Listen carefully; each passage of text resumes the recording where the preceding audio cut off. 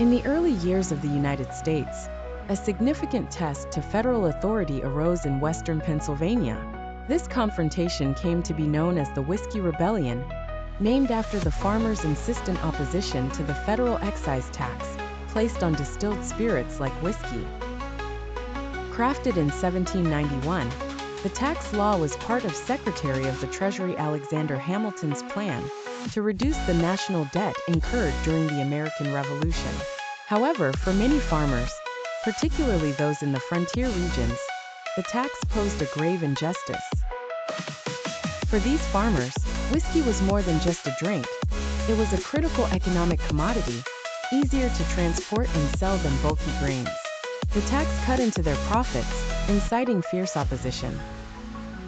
Resentment deepened into rebellion as these farmers defied tax collectors and even resorted to tarring and feathering them, ensuring that tax collection became a hazardous endeavor.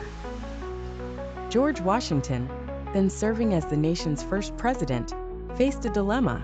On one hand, he understood the struggle and economic plight of the settlers in the frontier regions. On the other, he recognized the necessity of establishing the rule of law and the authority of the federal government. Washington's response was measured, emphasizing negotiation and dialogue initially. He appointed commissioners to engage with the rebellious farmers, seeking a peaceful resolution to the chaos. However, as talks faltered and violent incidents increased, Washington made a decisive choice.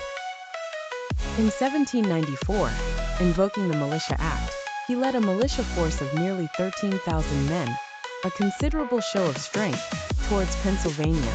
Washington's intention was clear: to assert the authority of the federal government and to quell the rebellion without escalating to further violence.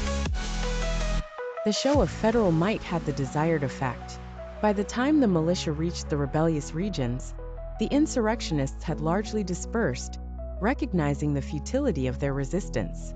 The decisive yet restrained response from Washington set a strong precedent for federal authority. The Whiskey Rebellion proved that while citizens had the right to protest, the federal laws enacted by their representatives must be respected and upheld. This event did not just underscore the growing pains of a new nation. It also reinforced the power and resolve of a government determined to maintain order and unity, a legacy that would echo throughout American history.